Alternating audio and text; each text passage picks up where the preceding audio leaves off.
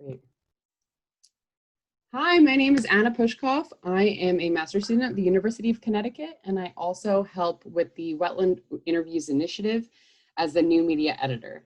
I'd like to, first of all, talk about the Wetland Interviews Initiative. Our primary goal is to share lessons learned, challenges, experiences in wetland research and conservation. And as a diverse community of wetland scientists, it's imperative that we increase and further promote the information and knowledge exchange that currently exists between individuals and especially internationally and between countries. So in order to facilitate the exchange of wetland science, we interview various researchers and practitioners worldwide. And we are honored to have with us Dr. Nick Davidson as a part of our Wetland Legends series. Professor Nick Davidson currently works as an independent expert consultant on wetland conservation and wise use issues. He was the Deputy Secretary General of the Ramsar Convention on Wetlands from 2000 to 2014, with overall responsibility for the convention's global development, delivery of scientific, technical, and policy guidance, and advice and communications as the Convention Secretariat's senior advisor on these matters. He has longstanding experience and a strong commitment to environmental sustainability, supported through the transfer of environmental science into policy-relevant and decision-making at national and international scales. Nick's current work includes supporting enhanced Ramsar Convention implementation in Myanmar and strategic planning for Ramsar regional initiatives, and research improving the global knowledge base of the area, distribution, status, and trends of wetlands. And in 2019, Nick received the Society of Wetland Scientists Lifetime Achievement Award. And so thank you so much, Nick, for joining me today and sharing your experiences and expertise. Thank you, Anna. I'm very happy to do so. And I have to say that receiving a Lifetime Achievement Award, I thought was something like a double-edged sword. I was very honored, but I also wondered whether the Society of Wetland Scientists was saying, Nick, you've done it all, you're past it, just go home and sit with your feet up. But I'm refusing to do that. Right, thank you, and we appreciate it. So how did you get your career started in wetland science? It all started back in long ago now, unfortunately, back in my childhood bird watching. My family was always interested in natural history. And in the 1960s, we used to drag my very long-suffering father out every Sunday morning, come rain, shine or snow, to go bird watching at our local water storage reservoirs. In the winter, it was ducks. And in the autumn and spring, it was small numbers of migratory shorebirds. And that's what really got me interested. I didn't think of those places as wetlands at that time. That word hadn't occurred to me. And then family holidays on the east coast of England, bird watching at wonderful wetlands, which I now know are Ramsar sites, but then, of course, didn't. And with some wonderful people mentoring me through in identifying shorebirds and really just enjoying these wonderful places.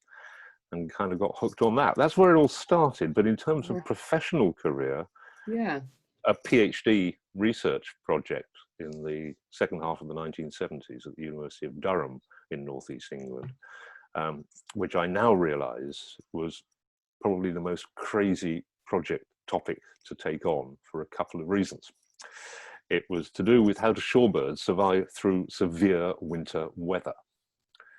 And so my study site was on the east coast or northeast coast of an island off the coast of England. And what I hadn't realized or thought about when I agreed to take this on was that the worse the weather, the more the researcher had to be out in it, seeing what the birds were doing. And after three winters of doing that, I had a very short thesis in mind. It was shorebirds no problem, researchers in deep trouble. But that got me going on coastal wetlands and migratory waterbird research.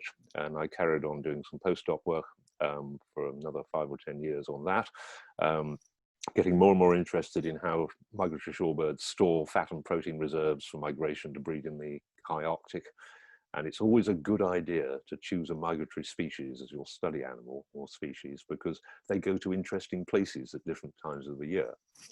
And so from working on the industrialized estuaries of northeast England, it ended up taking me to north of the Arctic Circle in Norway, and then to almost the highest point in the Canadian Arctic, 500 miles from the North Pole, where species like red knots and ruddy turnstones breed. So That must The have key brought you thing to has so always many. been fun, having fun whilst doing the work and the research. And if you aren't enjoying it, you shouldn't be doing it. Right. Yeah. So, what led you to your current position through working on the How did I International end up on? Ramsar Convention and Yeah. um, How did I end up the trajectory? Well, of course, yeah. research funding gradually dries up, Mhm. particularly as you get older. And cheaper, younger researchers like my interviewer come onto the scene and are much more employable. So I then moved to working with the UK government's Nature Conservation Agency Mhm. on industry development planning issues, and then increasingly on coastal wetland data and information, and did a huge review of the state of all the British estuaries, particularly. So I've been a coastal wetland ecologist and shorebird ecologist primarily. Mhm. Worked on that for about 10 years and then moved to work for Wetlands International in the Netherlands. Wetlands International is international NGO, is one of the Ramsar Convention's 6 formal, what we call international organization partners. And I was there in a new post as science coordinator for the whole of Wetlands International's work for 3 years. And that's what led me into linking into the Ramsar Convention on wetlands, because one of my roles in 1999 was to coordinate Wetlands International's input to Ramsar's. We have every 3 years what's called the Conference of the Contracting Parties. It's the member governments meeting to make decisions. And I was coordinating in Costa Rica in 1999 Wetlands International's support for that process. And in 2000, a year later, this post of Deputy Secretary General in the Ramsar Secretariat came up. That's kind of the second in command of the Secretariat process. I was foolish enough to apply for it and even more crazily got the job and thought, well, that'll be interesting for a few years. And I ended up doing nearly 15 years there before I collapsed in a heap of exhaustion from trying to keep the things going. And so that was fascinating work, but incredibly challenging, trying to coordinate 170 different countries in their implementation of what they commit to do or say they're going to do. And then when that work finished a few years ago, we ended up coming back to the UK. And so I'm now doing work that interests me and have more time to do it. My wife keeps pointing out that I'm theoretically retired, but that doesn't happen to wetland scientists, as far as I can work out. There's still lots of things to do, lots of really interesting things, and a bit more flexibility and freedom. And whilst in the 15 years I was with the Ramsar Secretariat, I had to button my lip and not say what I really thought a lot of the time, I can say it now because I'm not responsible to anybody. So some of the things I may say later on in this discussion will be from me with nobody to tell me off. Oh, that's wonderful. Yeah, so with your involvement in the Ramsar Convention, and you said that you applied for the role of Secretariat, you then found yourself on the Scientific Technical Review Panel. And well, yes and no. I've never actually formally been a member of that panel. That's the advisory technical body to Ramsar. During my time in the Secretariat, my responsibility was to facilitate the whole work of that panel and to work with them on developing guidances and documentation and reports and so on. Subsequently, I've represented the Society of Wetland Scientists, as I'm currently chair of the SWS Ramsar section. I and my vice chair, Matt Simpson, are representatives as formal, what they're called observer organizations to the STRP Science Panel. The structure of the panel is a small number of appointed members, appointed by the governmental process, plus a list of approved observer organizations who are there to link out to their networks of expertise to help enrich the quality of the science that's being delivered by the panel. And so the role we play in SWS Ramsar section is to help connect between SWS membership and the huge knowledge base about wetland science into Ramsar processes where it's appropriate and can help. Oh, that's wonderful. And so, I mean, that sounds also very complicated with your experience connecting with international governments and trying to pretty much convey this really important message of why wetlands are so important, why we need to protect them, why we need this international treaty. And so, you know, incorporating science into policy is could be really hard and difficult depending on politics. So I'd like to hear about your experience in this, and if you've experienced any pushback and how you may have overcome this. Well, the Ramsar Convention is formally a multilateral environmental agreement between governments. Mm-hmm. And governments, of course, never try and push back from the science in relation to politics. Do they really? Well, unfortunately, the answer is yes, they do. I've always believed that it's hugely important to have a really sound science-based knowledge base to inform politics and policies and decisions. But getting governments to recognize and to understand the implications of the science and what it's telling them in terms of the decisions they make, yeah, it's a challenge, often is. Every 3 years, Ramsar holds a meeting of the conference of the contracting parties. That's all the member governments, 171 countries now. And they get together to negotiate and hopefully agree decisions about all sorts of things, not just basic stuff like the budget, the structure of the secretariat, important things to keep the convention rolling, but also adopting decisions and guidance on implementing the convention. And essentially, the convention's mission is currently still called the conservation and wise use of wetlands in the context of sustainable development. And so to help them achieve that conservation and wise use, over years, the Science Panel has developed a huge range of different guidances on different aspects of wetland implementation, wetland conservation and wise use, which is there for countries to use if they so wish. In practice, a lot of the time, they don't use it. But the best one can do is to, it's the old proverb, you can take a horse to water, but you can't make it drink. Right. We've created, it's a good wetland one, that one.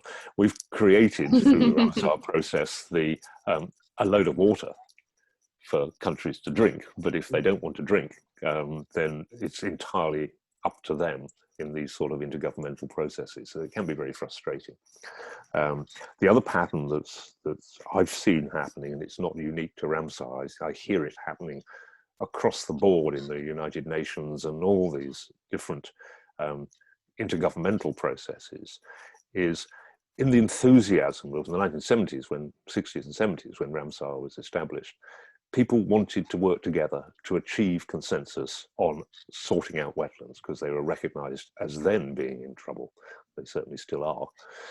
What seems to have happened over time, and particularly more recently, is a decrease in what you might call multilateralism and an increase in unilateralism. I won't name any particular countries or governments, but I'm sure our listeners will recognize some of them. But there's been an increasingly hard challenge to negotiate a text on a particular document or issue to reach consensus on that text. And that can often lead to lowest common denominator of having to dumb down the text until it is acceptable to all the countries concerned. And there are increasingly some countries who simply don't like consensus. And they will come to the meeting with their position, and they will stick to their position regardless of what everybody else thinks.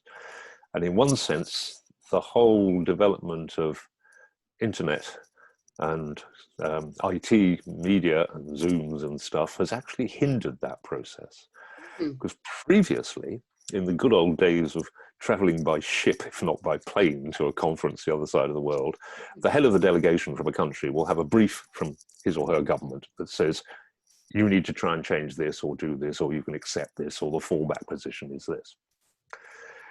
They then, in the negotiations at a COP, as we call it, had sole responsibility for dealing with that on behalf of their country.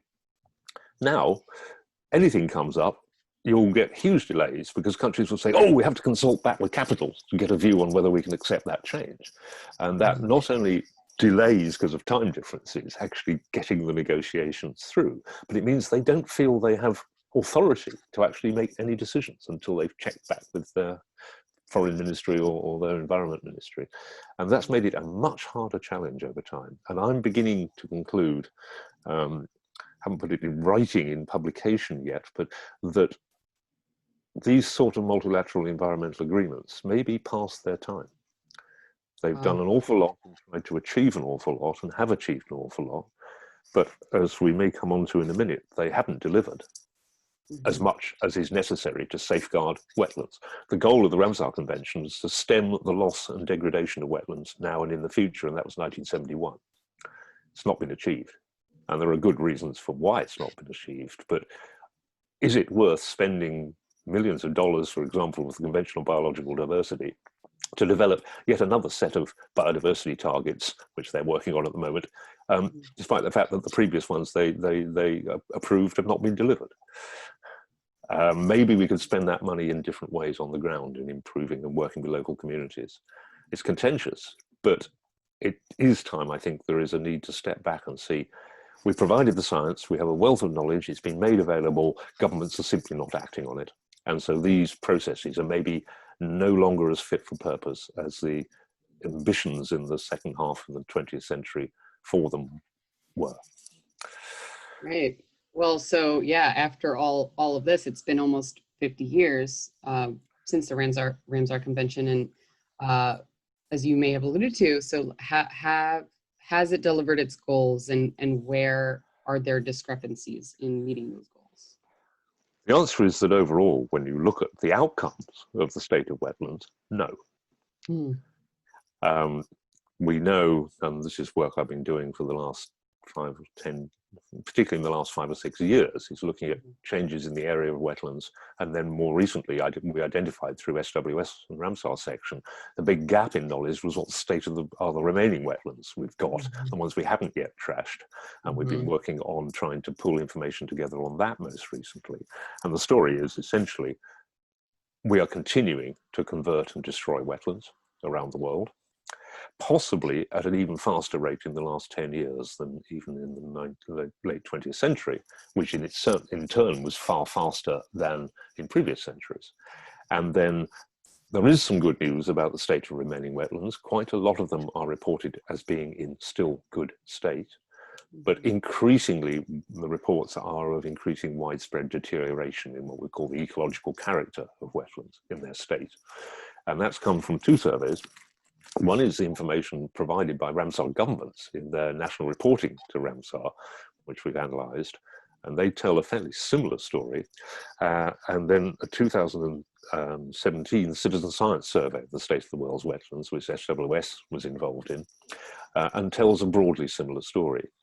And interestingly, if you compare those 2 outcome results, perhaps not unexpectedly, governments are reporting their Ramsar sites are in broadly better state than the citizen science are, who are saying a lot of Ramsar sites are in trouble. We are now, and here's a little promo and encouragement to everybody, as many SWS members will be aware, rerunning that 27 survey to see how the story has changed. And that's live at the moment, and we've put information about how to access the questionnaires. It's a simple 15-minute or so questionnaire about any wetland you know about and care about, and what state's it in. And so just as a further encouragement, SWS members, if you're listening, if you've already done and completed the 2020 survey, thank you very much indeed. It's going to be invaluable. If you haven't done, as soon as you finish listening to this podcast or whatever we call it, go online, get onto the questionnaire. It's available in 7 different languages, so you can't complain it's not in your own language, and fill it in for us. It's important because it allows us as a second snapshot to see if things are getting better or worse since 3 or 4 years ago, but also because Ramsar was signed in 1971. And so it will be next year celebrating the 50th anniversary of the convention coming into place. And we want to, as part of the SWS contributions to those Ramsar celebrations, to actually report the results of the second survey into the Ramsar processes and celebrations next year. So please, please, everybody, and not just one wetland, if you know 20 wetlands, fill in 1 for each, and that will enrich the analysis we can do. But broadly, I think I've been asking 3 questions about what's not worked and what's gone wrong. Is it that Ramsar parties are not been doing enough? And broadly, that is part of the story, that on average, a government who's party to Ramsar is implementing only half of the actions they commit to do through the Ramsar strategic plan. Huge range between different countries. Secondly, would it be a lot worse if it hadn't been for what Ramsar and its governments are doing? Again, part of the story is yes, it would be. We have evidence that if you do get off your backsides and go and do implementation actions, particularly if you have some kind of national authorizing environment like a national wetland policy and legislation, and then do on the ground wetland management and restoration and so on, you're also reporting your wetlands are in a better state than if you sit in your office and do nothing. But the third one is it that regardless of however much governments do environmentally to try and implement their commitments to conventions, is it never going to work because the demands for economic growth at all costs just completely override environmental conservation? And there is some evidence for that as well. So it's a mixed story. It's not a simple answer. But the overall outcome is that for whatever reason, governments are not delivering enough or at large enough scales to safeguard their wetlands. And I see little evidence of those attitudes changing. It's to do with lack of political will, economic growth at all costs, and we can see potentially as countries try to come out of the current COVID-19 pandemic, that may end up, despite all the good words about green economy and everything else, and here's the opportunity, it may come to nothing. This is now, regrettably, a sad situation, but is a huge opportunity to change the way governments actually act and operate. And we have to wait and see and encourage as much as possible to reduce carbon emissions and to go for green energy and care for your environment, because it's proving so important to people in these difficult times. But I fear it'll be a 15-minute wonder and everybody will say, yes, we must do that, and everybody will forget about it in a few months and go back to business as usual. I'm not vastly optimistic we'll see major change, but we all need to push for it at this point. Right, absolutely. And that's why it's so important to fill out that survey. I will get that link and I'll include it in the info area for this video on the YouTube channel. Thank you very much, Anna. Yes, of course. Yeah, so this it is a lot, but it might seem gloom and doom, but as there are a lot of changes going on, we can take it upon ourselves to do the kind of work that we find the most that is the most necessary. And so also including nominating for Ramsar sites, and SWS has a Wetlands of Distinction program as well. So just a question about Ramsar sites, to lighten it up a bit, I guess, do you have a favorite? Do you have a favorite Ramsar site? Surely I wasn't being very depressing, was I? A favorite Ramsar site? Well, from my past role in Ramsar, I should say all Ramsar sites are my favorite. And although we have 2,500 or so, they're the largest protected area network of any kind in the world, there's an awful lot more wetlands that can and should be designated and certainly do qualify. Certainly that's the case in the United States of America. Yes. And many other countries as well. But in Myanmar, for example, part of the work we've been doing with the Myanmar government there recently is looking at identifying all the potentially internationally important wetlands in Myanmar. And Myanmar has so far designated 6 Ramsar sites. We are identifying something approaching 100 wetlands that potentially qualify. And that's going to be the case in most countries. Oh, wow. So, but yes, I do have a favorite Ramsar site, and it goes back to my childhood bird watching holidays. It's actually 2 adjacent Ramsar sites. One is called the Wash and the other is called the North Norfolk Coast. That's on the east coast of England. The Wash is one of the largest estuarine embayments in Europe, and the adjacent North Norfolk coast is largely unspoilt coastal ecosystems of sandbars and salt marshes and barrier islands and so on, and has large numbers of shorebirds on it. But it's also unique, certainly in England, because you can go onto the eastern shore of the Wash as the sun sets, and the sun sets over the estuary to the west, and see these huge flocks of red knots and other shorebirds coming up on the tide into roost, and it's a magical moment. So everybody get out and appreciate your wetlands. Yes. Not just for the birds, of course, they have other importances. Great. So what are your next steps as far as, and what are you currently working on? What am I currently working on? Well, I've mentioned the work in Myanmar. This is Right, right. a project that's been running for now 4 years, Mm-hmm. funded by the Norwegian government to help work with the Myanmar government to support them in improving and increasing their implementation of Ramsar in all sorts of different ways. And Mm-hmm. it's been really exciting and very, very successful. Both our Myanmar colleagues and our Norwegian colleagues are very happy with what we've achieved so far. And so we're doing a second 5-year phase of the project now. So working on all sorts of aspects to do with communication, education, SEPA work, wetland site management of important sites, inventory. We've done a low-cost inventory of Myanmar's wetlands, which has never been done before, but is highly transferable to many other countries, probably including the USA and England and Britain. And working with SWS groups on the developing SWS climate change initiative, and also the fascinating Rights of Wetlands initiative that's being developed through a small group at the moment.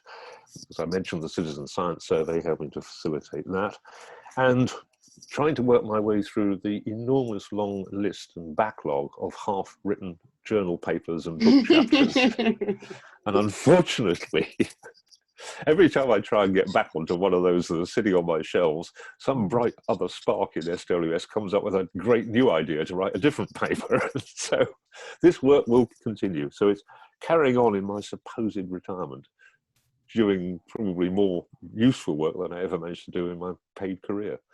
The beauty is I'm now ancient enough to claim my pensions, and so I can do whatever I want to. In terms of The work, ultimate not what freedom. I'm told to do. Yes, it's a wonderful thing. I can encourage everybody to head for retirement. Little way to go yet, Anna. Oh, thank you so much. I'm really looking for, again, I'll share the resources to fill out that survey, and really looking forward to all of the talking about the climate change initiative and all these next steps. SWS will have a huge part in that, and thank you for leading and taking so much of your time into these efforts, We'll and keep taking going, the and I time. think, and I think SWS is increasingly really well placed and is demonstrating it to engage in these sort of issues and take a sort of leadership role about the science policy interface on some of these key issues and look for new ways of doing things. And the reason we are so interested in this idea of rights of wetlands declaration is, as I've said, currently the way business as usual carries on in terms of wetland conservation isn't delivering. So we've got to think of other ways of achieving the result and outcome that is needed. And so we're exploring all these sort of imaginative and innovative ideas. And I'd encourage everybody to listen more. There's more coming through on it. Papers about to be submitted. We would have had a Ramsar section symposium on the rights of wetlands at the RE2 conference in Quebec. We are now aiming to do this and to do some further discussions with everybody in Spokane at the conference next year, if that is feasible, which I'm sure it will be one way or another, even if half the speakers are on Zoom and half are sitting in a room. We'll do some way of getting going on this. So I'd encourage everybody to watch what's happening with these, and if you're interested, contact us and we can involve you. We're not exclusive on these sort of things. We want to hear everybody's ideas and test them out. Yeah, all hands in, right? Absolutely. Yes. The more hands, the better for wetland conservation. Right, right. Well, also just thank you for taking the time to share your experience and speak with me today.